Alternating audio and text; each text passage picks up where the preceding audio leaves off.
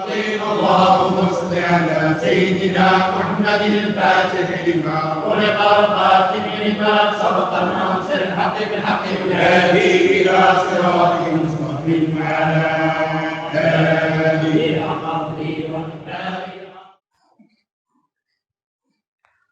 السلام عليكم ورحمة الله وبركاته.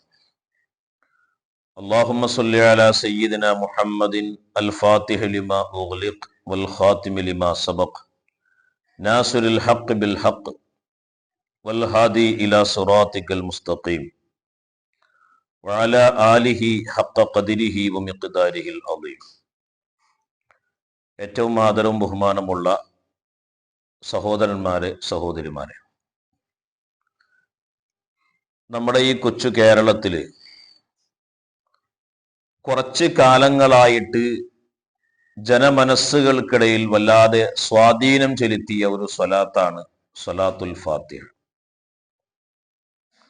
മുമ്പ് കാലങ്ങളിലൊക്കെ നമ്മുടെ നാടുകളിൽ സ്വലാത്തുൻ നാരിയ, സ്വലാത്തു താജ്, ആ സ്വലാത്തുകൾക്ക് വലിയ സ്വാധീനമുണ്ടായിരുന്നു നമ്മുടെ നാടുകളിലൊക്കെ.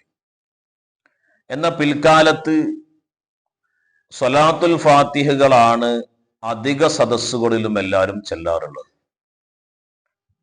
ഈ ഓൺലൈന് ക്ലാസ്സുകളാണെങ്കിലും അദ്കാറുകളുടെ മജ്ലിസുകളാണെങ്കിലും സ്വലാത്ത് മജ്ലിസ് ആണെങ്കിലും ഇന്ന് വ്യാപകമായിട്ട് സ്വലാത്തുൽ ഫാത്തിഹ എല്ലാവരും ചൊല്ലിക്കൊണ്ടിരിക്കുന്നുണ്ട്. കാരണം ഈ സ്വലാത്തുൽ ഫാത്തിഹ് സാധാരണ ഒരു സ്വലാത്ത് പോലത്തെ സ്വലാത്തല്ല. ബഹുമാനപ്പെട്ട സയ്യിദ് ബക്കരി റളിയല്ലാഹു അൻഹു കാലങ്ങളായി തന്റെ മുജാഹദയിലൂടെയും റിയാദയിലൂടെയും അള്ളാഹുവിനോട് നിരന്തരമായി ചോദിച്ചിരുന്നു, പടച്ച റബ്ബേ, നിന്നിലേക്ക് കൂടുതൽ അടുക്കുവാനും നിന്നിലേക്ക് കൂടുതൽ ഫനാ ആകുവാനും പറ്റുന്ന ഒരു അമലി എനിക്ക് പറഞ്ഞു തരണേ റബ്ബേ എന്ന് കാലങ്ങളായി ബഹുമാനപ്പെട്ട സയ്യിദ് ബക്കരി റളിയല്ലാഹു അൻഹു അള്ളാഹുവിനോട് ദുആ ചെയ്തിരുന്നു. ഒരു അഭിപ്രായ പ്രകാരം 40 വർഷങ്ങളുടെ ദുആക്ക് ശേഷമാണ് ബഹുമാനപ്പെട്ടവർക്ക് കശ്ഫിലൂടെ അള്ളാഹു സുബ്ഹാനഹു വ തആല സ്വലാത്തുൽ ഫാത്തിഹ പറഞ്ഞു കൊടുക്കുന്നത്.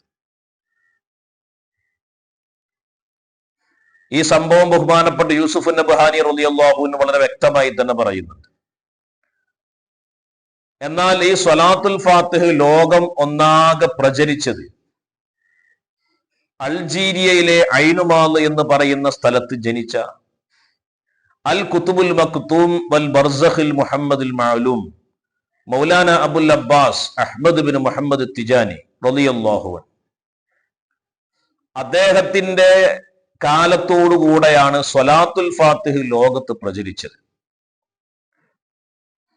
ഒരുപാട് കാലങ്ങൾ അള്ളാഹുവിനെ അറിയാനുള്ള നിരന്തരമായ പരിശ്രമത്തിനൊടുവിൽ ഒരുപാട് നൂറുകണക്കിന് മശായിഖന്മാരിൽ നിന്ന് വ്യത്യസ്തങ്ങളായ ദിക്റുകൾ വാങ്ങി അള്ളാഹുവിലേക്ക് അടുക്കാനുള്ള നിരന്തരമായ പോരാട്ടത്തിനൊടുവിൽ 46-ാമത്തെ വയസ്സിൽ ബഹുമാനപ്പെട്ട അഹ്മദ് തിജാനി റളിയല്ലാഹു അൻഹുവിനിക്ക് യഖ്ലത്തൻ ഉണർവിൽ വന്നുകൊണ്ട് ഹബീബായ മുഹമ്മദ് റസൂലുള്ളാഹി സ്വല്ലല്ലാഹു അലൈഹി വസല്ലമ തങ്ങൾ നൽകിയ സ്വലാത്താണ് സ്വലാത്തുൽ ഫാത്തിഹ.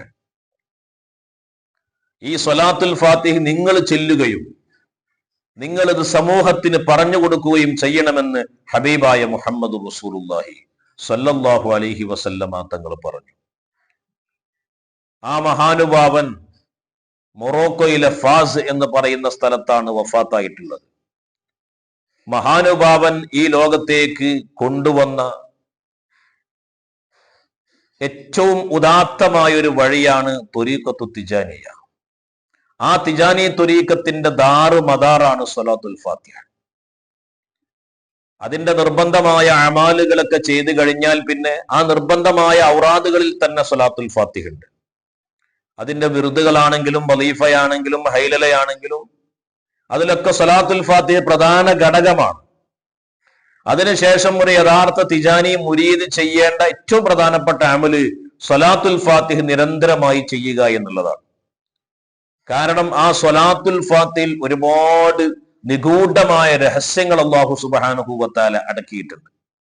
അതുകൊണ്ട് തന്നെ അവന്റെ ഏത് അടയപ്പെട്ട ഹൃദയങ്ങളും തുറക്കാൻ മാത്രം കഴിവ് ഈ സ്വലാത്തുൽ ഫാത്തിഹിനക്ക് അള്ളാഹുവിന്റെ പ്രവാചകർ സല്ലല്ലാഹു അലൈഹി വസല്ലമ തങ്ങൾ വെച്ചിട്ടുണ്ട്. അതുകൊണ്ട് തന്നെ ഇന്ന് ലോകത്ത് 40 കോടിയിൽ അധികം തിജാനി ഇഖ്വാനുകൾ അഖ്വാത്തുകൾ സ്വലാത്തുൽ ഫാത്തിഹ് നിരന്തരമായി ചൊല്ലിക്കൊണ്ടേയിരിക്കുകയാണ്. പിന്നെ നമ്മുടെ ഈ കേരളത്തിലൊക്കെ ഈ സ്വലാത്തുൽ ഫാത്തിഹ് വ്യാപകമാകാനുള്ള കാരണം എന്താ? ബഹുമാനപ്പെട്ട അഹ്മദ് തിജാനി റളിയല്ലാഹു അൻഹു പറഞ്ഞിട്ടുണ്ട്, ജനങ്ങളൊക്കെ സ്വലാത്തുൽ ഫാത്തിഹ് ചെല്ലുന്ന ഒരു കാലം ലോകത്ത് വരും. ഇന്ന് ജനമനസ്സുകൾക്ക് ഇത്രമാത്രം സ്വലാത്തുൽ ഫാത്തിഹിൽ സ്വാധീനം ഉണ്ടാക്കിയത് ആ മഹാനുഭാവന്റെ ഏറ്റവും വലിയ കറാമത്താണ്. അതുകൊണ്ട് എൻ്റെ ശബ്ദം ശ്രവിക്കുന്ന എൻ്റെ പ്രിയപ്പെട്ട സഹോദരന്മാർ, സഹോദരിമാർ, നമുക്ക് ഈ ആഖിറുസ്സമാനിൽ രക്ഷ ഹബീബായ മുഹമ്മദ് റസൂലുള്ളാഹി സ്വല്ലല്ലാഹു അലൈഹി വസല്ലമ തങ്ങളാണ്.